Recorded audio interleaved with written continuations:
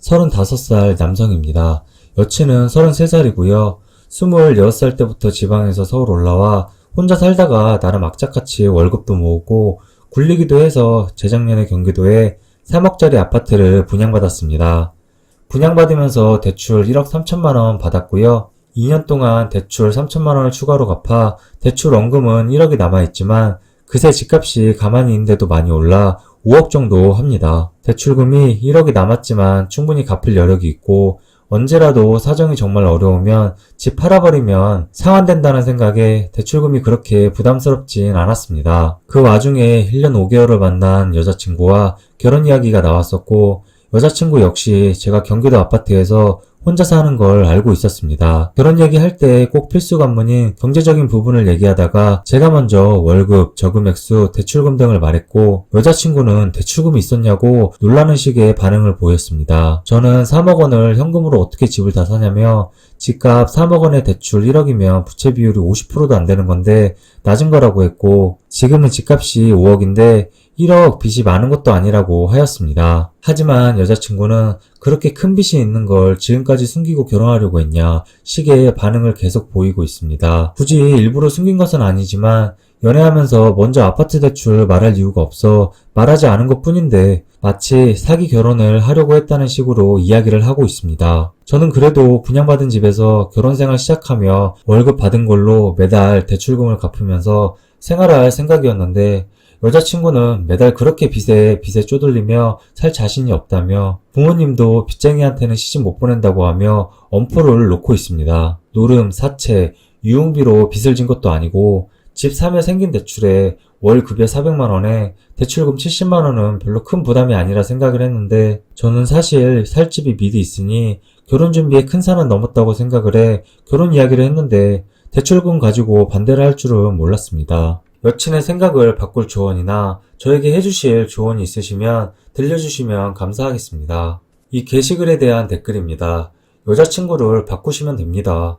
지금은 집 사고 싶어도 옛날처럼 대출이 많이 안 나와 집 사기가 너무 어려워졌는데 고작 주택에 있는 대출 1억 가지고 뭐라고 하는 거면 여자가 너무 멍청하네요. 진심으로 헤어지세요. 그 여자분 금융감각이 제로네요.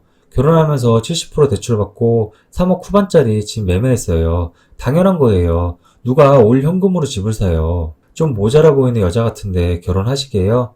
집 대출금 보고 빚쟁이라고 하네. 그런 간단한 계산도 안 되는 모질인 거 아니면 기대했던 것보다 님의 월급이나 경제력이 낮아 그러는 거 둘 중 하나 같네요. 글쓴이의 첫 번째 추가 글입니다. 조언 및 직언 감사합니다. 이 결혼 엎어버려라. 왜 이런 여자랑 결혼하냐 하시겠지만 지난 시간 너무 즐거웠고 행복했기 때문입니다. 저도 왜 이러나 내가 잘못된 게 아닌 것 같은데 싶지만 너무나도 완강한 태도에 하소연하고 싶어 써보았습니다. 이 링크를 그대로 주면 여친이 충격을 받을 것 같아 조언들 잘 정리해서 전달해 보겠습니다. 그리고 여친도 저와 비슷하게 평범한 사람입니다. 어린이들 가르치는 학원 선생님을 하다 지금은 코로나로 일하던 학원이 어려워 휴직 중입니다. 저는 일반 기업으로 바로 취직을 해서 일했지만 여자친구는 교원 임용과 공무원을 몇 년 준비하다 학원 선생님으로 전향해 일한 기간은 몇 년 안 된 걸로 알고 있습니다. 집안도 뭐 비슷비슷하고요. 저는 아버지 어머니 두 분 같이 농업사 하시고 여자친구 아버지는 택시, 어머님은 회사 생활을 하는 걸로 알고 있습니다. 정말 비슷한 집안입니다. 평범한 서민들이죠.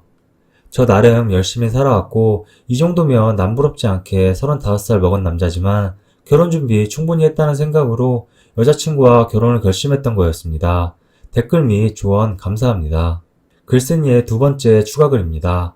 예전에 아파트 대출이 있어 결혼을 망설인다는 여자친구 이야기를 하며 여러 조언과 직언을 구했습니다. 글을 이어쓰는 분도 계시던데 저는 못 찾겠네요. 그냥 써보겠습니다.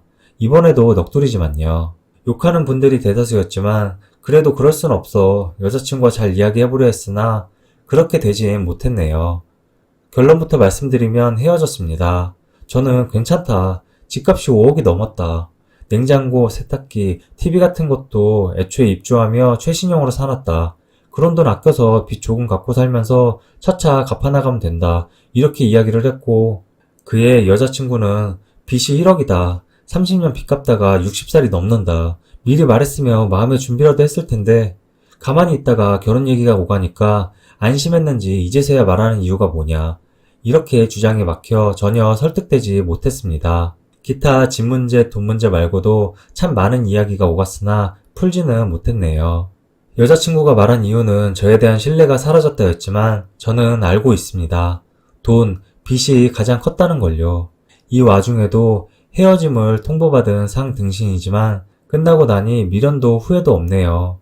매일 있던 카톡 프사가 바뀌고 SNS에 연애 중인 솔로 표시로 변경돼서 그런지는 모르겠지만 헤어졌냐라는 친구톡에 그래 라고 보냈더니 웃으면서 하는 답장 플러스 다른 여자 만나라는 응원의 톡에 그래 다른 여자 만나면 되지 그렇게 대답을 했지만 아직까지 미련이 남아있었나 봅니다.